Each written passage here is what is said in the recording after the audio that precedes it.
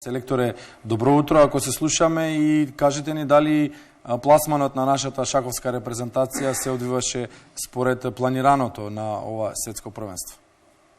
Најнапред да се благодарам за ова вклучување во утринската емисија на Македонската радиотелевизија, за да ја запознаеме јавноста за случувањето на 9-то светско првенство за слепи и слабовидни во Охрид. Во последните две кола да информираме јавноста, македонската репрезентација ја победи репрезентацијата на Германија во предпоследното коло, една од екипите која што важеше за висок пласман со 2,5:1,5, каде што победа извојува Костадиновски на третото табло, додека Жарко Селковски, Миле Чапанов и Атанасов Санде постигнаа ремиња. Во последното коло игравме со исто така вториот во групата Шпанија, каде што завршивме со 4 ремиња. Сепак се покажа дека оваа наша група е многу појака од Б групата, бидејќи со 7 бода ние се најдовме на 7-то место од 8 екипи, додека со 7 бода во првата група ќе бевме на делба на 3-4 место. Сега да си има разигрувања, првите екипи на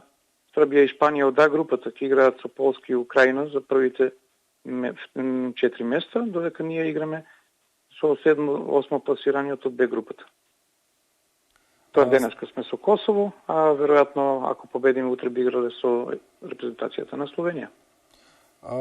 Селекторе, оваа репрезентација, кога ќе споменеме шах за слепи и слабовидни лица, веднаш ни доаѓа пред очи дека станува збор за спорт во кој резултатот е во заден план, во кој најважна е популаризацијата и овозможувањето на овие луѓе за нивна интеграција во рамките на општеството. Меѓутоа, еве вие со нив сте подолго време, ја подготвувавте селекцијата, сега сте заедно на светското првенство. Тоа се родени борци. Како вие ќе ги оквалификувате овие наши шахисти? Па, веќе подолго време резултатите на репрезентацијата на слепи и слабовидни лица во шаховска смисла, во шаховска игра се многу добри и импозантни. Ние последниве години се наоѓаме некаде на делба на 9, 10, 11 место, што значи дека споредбено со други спортови да сме во светски рамки во првите 10 сепак е многу сложно, не просто да речем. Со нив секако дека оваа инклузија преку шахот е еден од главните елементи. Новие шаховски борци во смисла на играчи како што се Жарко Селковски, Чапанов и Костадиновски, и тука се резервите Трајче и Блаже и Санде на четврта табла се една екипа која што со години представува столбот на оваа репрезентација и самите резултати за нив не представуваат изненадување, не секогаш се бориме за повисокиот дел од табелата. Ова светско првенство беше одлична шанса да се испромовира спортот кај слепите и слабовидните лица, шахот, преку шахот да добие популаризација. Во какви услови, селекторе, во текот на годината и во текот на еден циклус, да речеме 4 годишен од едно до друго светско првенство или од едно европско до светско, во тие помали циклуси,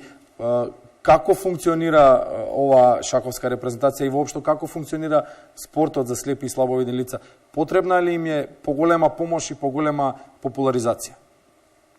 Па да го искористам ова прашање во насока на апел до секако Агенција за млади и спорт, која што и до сега дава поддршка на овој спорт за Федерацијата на слепи и слабовидни лица и за до година да може навремено да се обезбедат средства за што подобра подготовка на оваа репрезентација на наредното европско првенство, кое што до година ќе биде во Дженова, Италија, за да може овие екипи и овие играчи да одидат што подготвени. Бидејќи станува збор за лица кои што имаат дополнителни поддршка, значи придружба на лица, кај нив сите трошкови се многу поголеми и самите тие кампови, тренинг на превари се со многу поголем фонд и затоа е потребно што поголема поддршка не само од Агенција за млади спорт, но и сите фирми и општествено одговорни предпријатија, да речем, да го согледат оваа потреба дека слепите и слабовидни лица се наоѓаат на врвот на спортовите во една област и тоа треба да го поддржиме. Селекторот Македонија се покажа како одличен организатор на шаховските првенства и надпревари, од шаховските олимпијади, Европското првенство на почетокот на овој милениум, на овој век, па како учесниците на ова светско првенство, на кое има гости од многу земји, има многу видни луѓе од светот на шахот, како се задоволни од организацијата и како се покажа Охрид како домаќин на ова светско првенство? Па видејќи ова веќе втор голем надпревар при организација на Федерацијата на слепи и слабовидни лица во континуитет, значи 2017 година во истиот овој град Охрид во хотел Метропол се одржа Олимпијадата за слепи и слабовидни лица. Сега сме организатори на 9-то светско првенство, што значи дека и самата организација ИПСА, која што е организација заштитничка на Федерацијата на слепи и слабовидни лица на светско ниво, постојано имаат увид на условите и со самото тоа што ни доделуваат секој пат нова организација, представува факт дека се задоволни од местото, од градот Охрид, градот на УНЕСКО и на условите кои што ги нуди хотел Метропол за организација на еден ваков настан.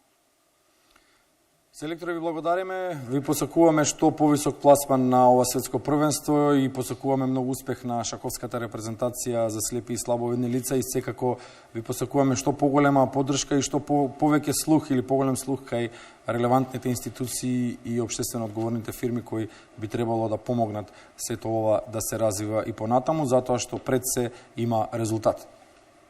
Јас ви благодарам за медиумската поддршка што ја давате на оваа Федерација за слепи и слабовидни и сте еден пример кој што би требало да го поддржат и другите медиумски куќи. Благодарим уште еднаш. Тоа беше селекторот на шаховската репрезентација за слепи и слабовидни лица Трајко Недев кој се јавија до Охрид.